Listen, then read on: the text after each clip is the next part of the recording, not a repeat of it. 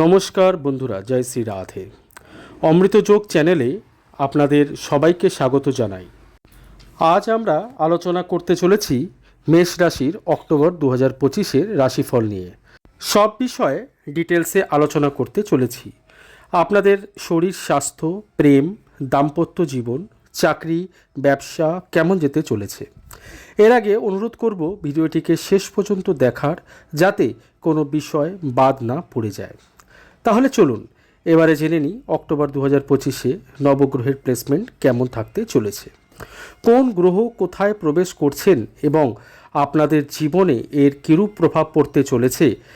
বন্ধুরা, এই আলোচনা জন্মরাশি চন্দ্ররাশির উপর আধারিত। প্রথম রাশি হলো মেষ রাশি। রাশির স্বামী হলেন মঙ্গল, যিনি বর্তমানে পঞ্চম ঘরে অবস্থান করে রয়েছেন। আপনাদের তৃতীয়ভাবে রয়েছেন বৃহস্পতি, পঞ্চম ঘরে রয়েছেন শুক্র এবং কেতু, ষষ্ঠ ঘরে রয়েছে বুধ এবং সূর্য, একাদশ ঘরে রয়েছেন রাহু এবং দ্বাদশ ঘরে রয়েছেন শনিদেব। সেই সাথে মেষ রাশির শনি সাড়ে সাতিও চলছে। সবার আগে আলোচনা করছি অক্টোবর মাসে আপনাদের স্বাস্থ্য কেমন যেতে চলেছে। দেখুন, রাশির অধিপতি মঙ্গল বর্তমানে সপ্তমে রয়েছেন।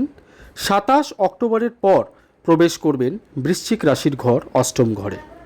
কিছু জিনিসের আপনাদের খেয়াল রাখতে হবে, যেমন স্টোমাক রিলেটেড প্রবলেম এখানে দেখা যাচ্ছে, কারণ দ্বাদশে বসে শনি দৃষ্টি দিচ্ছেন সূর্যের উপর এবং পঞ্চমের অধিপতি সূর্য বর্তমানে রয়েছেন ষষ্ঠ ঘরে। এতে 16 অক্টোবরের আগে পর্যন্ত আপনাদের খাওয়া দাওয়ার উপর বিশেষ নজর দেওয়ার প্রয়োজন রয়েছে। চোখের কোনো প্রবলেম অথবা কোলেস্টেরলের সমস্যা দেখা দিতে পারে, তাই অয়েলি ফুড অ্যাভয়েড করে চলবেন। অক্টোবর মাসের 16-17 তারিখ পর্যন্ত শনির দৃষ্টি সূর্যের উপর থাকায় কখনো আপনাদের কনফিডেন্স কমিয়ে দেবে অথবা গভর্নমেন্ট রিলেটেড কোনো প্রবলেম দেখা দিতে পারে। এরপর যখন সূর্য সপ্তম ঘরে কেন্দ্রে ট্রানজিট করবে, তখন নিচস্থ অবস্থা প্রাপ্ত হলেও শনির দৃষ্টি সূর্যের উপর পড়বে না। এর পরের থেকেই আপনাদের শারীরিক সমস্যা থেকেও আপনারা মুক্তি পাবেন। এবার আলোচনা করছি বিদ্যার্থীদের পড়াশোনা নিয়ে।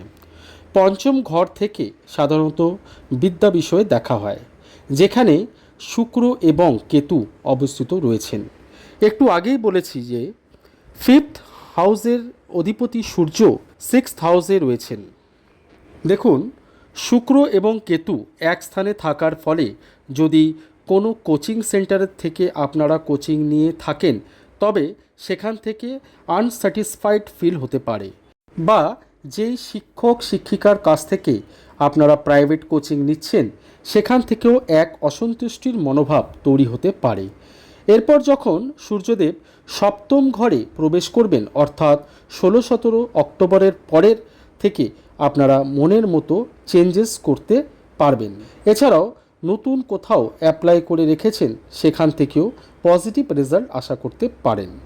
যেহেতু কেতু পঞ্চমে বসে রয়েছেন, তাই নিজের মনের কথা শোনার চেষ্টা করবেন।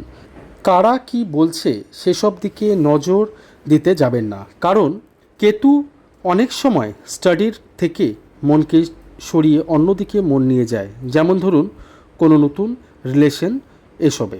এবারে ডিসকাস করব মেষ রাশির লাভ লাইফ নিয়ে। তো বন্ধুরা, এই পঞ্চম ভাবের থেকেই যেমন স্টাডি দেখা হয়, তেমনি লাভ লাইফ এবং সন্তান বিষয়েও এই পঞ্চম ভাব থেকেই দেখা হয়। এবারে শুক্র কেতু এ স্থানে একসাথে আছে, আমি আগেই বলেছি। সেই সাথে মঙ্গল এবং সূর্যের পজিশন দেখে বলা যাচ্ছে, যদি প্রেমের সম্বন্ধে কথাবার্তা আপনাদের বন্ধ হয়ে থাকে, তাহলে মিড অক্টোবরের পর কথাবার্তা আবার শুরু হবে, কারণ সূর্য মঙ্গলের ট্রানজিটের পরেই পজিটিভ এক পরিস্থিতির সৃষ্টি হবে, অথবা কোনো মিসআন্ডারস্ট্যান্ডিং থেকে থাকলে তা দূর হবে, কারণ মঙ্গলের থেকে সূর্য এখন 12 ঘরের দূরত্বে রয়েছেন। অথবা খুব অল্প কথাবার্তা হলেও খেয়াল রাখবেন যেন পুরনো কোনো টপিক নিয়ে মিসআন্ডারস্ট্যান্ডিং নিজেদের মধ্যে নতুন করে যেন তৈরি না হয়। 16-17 অক্টোবরের পর সব কিছু ঠিক হয়ে যাবে। এবারে আসি আপনাদের দাম্পত্য জীবনে। দেখুন, সপ্তম ঘর হলো ম্যারিড লাইফের, আর এখানে আছেন মঙ্গল, আর সপ্তমের অধিপতি শুক্র অবস্থান করেছেন পঞ্চমে, এবং 9 অক্টোবরে শুক্র চলে আসবেন ষষ্ঠ ঘরে কন্যা রাশিতে। দেখুন, সপ্তমের অধিপতি শুক্র চলে আসবেন ষষ্ঠে, অর্থাৎ রোগ, ঋণ এবং শত্রুর ঘরে, এবং এখান থেকে দেখবেন দ্বাদশ ঘরকে। এতে হয়তো আপনাদের জীবনসাথী কোনো ভাইরাল সংক্রান্ত সর্দি, জ্বর ইত্যাদিতে আক্রান্ত হতে পারেন। ওনার কর্মক্ষেত্রে গোপন শত্রুর জায়গাকেও অস্বীকার করা যাচ্ছে না। এছাড়াও হয়তো তিনি কোনো প্রকারের লোন পেতে পারেন। এছাড়াও 9 অক্টোবর থেকে দাম্পত্য জীবনে কিছুটা মনোমালিন্য হওয়ার সম্ভাবনাও রয়েছে, তবে সেটা খুব সাময়িক এবং সাধারণ, খুব বড় কোনো সমস্যা দেখা যাচ্ছে না।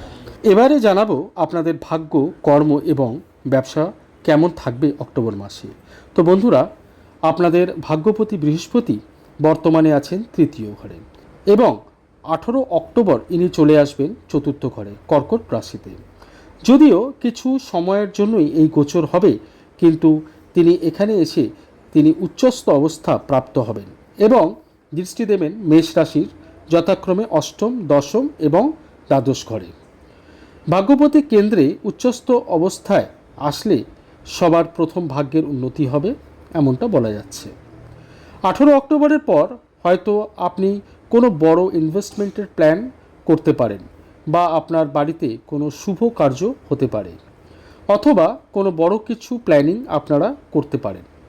18 অক্টোবর থেকে প্রায় ডিসেম্বর পর্যন্ত বলতে গেলে আপনার ভাগ্যের সহায়তা পুরোপুরি পাবেন। সেই সাথে 4th হাউস যেহেতু মায়ের সাথে জড়িত থাকে, তাই আপনাদের মায়ের যদি জয়েন্ট পেন অথবা কোনো শারীরিক সমস্যার থেকে থাকে, তবে সেখান থেকেও ওনারা অনেকটাই সুস্থ বোধ করবেন।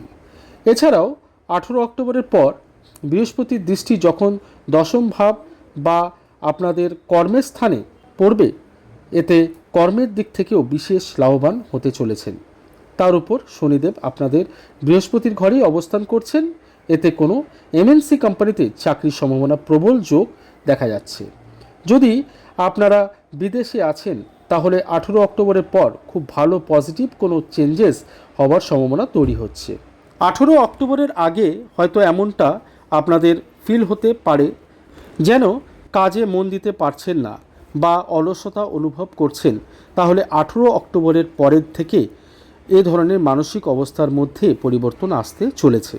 যদি কেউ আপনাদের সাথে গুপ্ত শত্রুতা করে বা কর্মক্ষেত্রে যদি মনে কোনো পলিটিক্স চলছে আপনাদের সাথে, তাহলে 18 অক্টোবরের পর বৃহস্পতির দৃষ্টি পড়ার পর সেই সব সমস্যার সমাধান হতে চলেছে। এবং যারা নতুন চাকরির সন্ধানে আছেন, তাদের ভালো চাকরি পাওয়ার সম্ভাবনা রয়েছে। ওভারঅল গ্রহদের অবস্থান দেখে বলা যাচ্ছে এই মাস আপনাদের ভালো যেতে চলেছে। ব্যবসার বিষয়ে বলতে গেলে 3 অক্টোবর বুধ প্রবেশ করছেন তুলা রাশিতে সপ্তম ঘরে, এবং রাহু আছেন একাদশে। খুব ভালো লাভ হওয়ার সম্ভাবনা আছে। অক্টোবর মাসে ব্যবসা খুব ভালো হবে বলা যাচ্ছে। রেমেডির কথা বলতে গেলে শনিবারে নিরামিষ খাওয়ার চেষ্টা করবেন এবং শনিবারে কালো জিনিসের দান করতে পারেন। সেই সাথে হনুমান চালিসার পাঠ করতে পারেন এবং সকালবেলায় সূর্য দেবতাকে জল অর্পণ করতে পারেন। আজকের এই আলোচনা এখানেই সমাপ্ত করছি। যদি আমার এই প্রচেষ্টা আপনাদের ভালো লেগে থাকে, তাহলে ভিডিওটিকে লাইক অবশ্যই করবেন এবং কমেন্ট করতে ভুলবেন না। নতুন বন্ধু হয়ে থাকলে চ্যানেলটি সাবস্ক্রাইব করার অনুরোধ রইল এবং পাশের বেল আইকনটিকে অবশ্যই প্রেস করবেন। সবাই সুস্থ থাকুন, সকলে ভালো থাকুন। ধন্যবাদ।